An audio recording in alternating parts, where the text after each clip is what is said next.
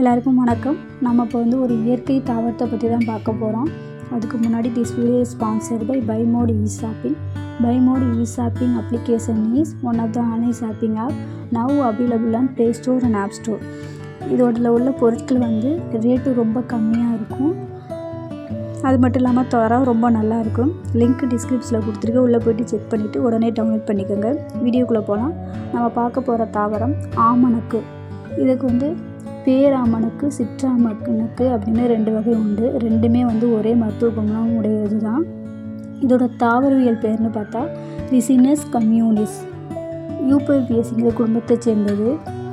இதோட விதையில் லைபேஸ், ரிசினைன் அப்படிங்கிற வேதிப்பொருள் இருக்குது. அது மட்டும் இல்லாமல் இதோட எண்ணெயில் ricinoleic, ஐசோரிசினோலிக், stearic, dihydroxy stearic acid அப்படிங்கிற நிறைய வேதிப்பொருள்லாம் இருக்குது. இதன் இலை, வேர், விதை அனைத்துமே மருத்துவ குணம் கொண்டது. இவை கசப்பு சுவையும் வெப்பத்தன்மையும் கொண்டவை. இதோட இலை வீக்கம், கட்டி, வாதம் ஆகியவற்றை கரைக்கும் தன்மை கொண்டது. தாய்ப்பால் பெருக்கும். இதோட வேர் எடுத்துக்கிட்டோம்னா வாத நோய்களை குணமாக்கும். இதன் இலைகள் வயிற்று வலி, சிறுநீர் அடைப்பு போன்றவற்றை குணப்படுத்தும். ஆமணக்கு எண்ணெய் மனமிளக்கும், வறட்சியை அகற்றும். பச்சிளம் குழந்தைகளை தாய்போல் வளர்க்கும் ஆமணக்கு எண்ணெய் அப்படின்னு நமது முன்னோர்கள் குறிப்பிட்டுள்ளனர். ஆமணக்கு பெரு செடிகளாகவோ அல்லது குறுஞ்செடிகளாகவோ வளரும் இயல்பு உடையது. கை வடிவமான பெரிய மடல் போன்ற இலைகளை மாற்றெடுக்கல் கொண்ட சாம்பல் நிறமான பூச்சுடைய 10 அடி வரை உயரும் வளரக்கூடிய தாவரம் இது.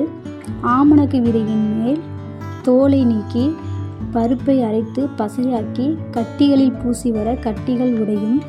ஆமணக்கு இலையுடன் சம அளவு கீழாநெல்லி இலையும் சேர்த்து வெண்ணெய் போல அரைத்து எலுமிச்சை பழம் அளவிற்கு காலையில் மட்டும் 3 நாள் சாப்பிட்டால் மஞ்சள் காமாலை குணமாகும்.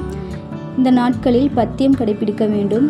3 தேக்கரண்டி விளக்கெண்ணெயுடன் சிறிதளவு இஞ்சி சாறு கலந்து சாப்பிட்டால் மலச்சிக்கல் தீரும். வேதியாகும் வாய்ப்பு உண்டு. அவ்வாறு ஏற்பட்டால் 2 டம்ளர் மோர் குடிக்கலாம். ஆமணக்கு இலையை சிறு துண்டுகளாக நறுக்கி கொண்டு விளக்கெண்ணெய் விட்டு வதக்கி பாதிக்கப்பட்ட இடத்தில் ஒத்திடம் கொடுக்க வீக்கம் குறையும். 4 கரண்டி ஆமணக்கு எண்ணெய், 1 கரண்டி தேன் நன்றாக கலந்து சாப்பிட சுவபேதியாகும். இதில் பாதி அளவு குழந்தைகளுக்கும் கொடுக்கலாம். விளக்கெண்ணெய் உயர்தரமானது, நல்ல மனம் உடையது, படிவுகள் அற்றதாகவும் இருக்கும். நன்றி.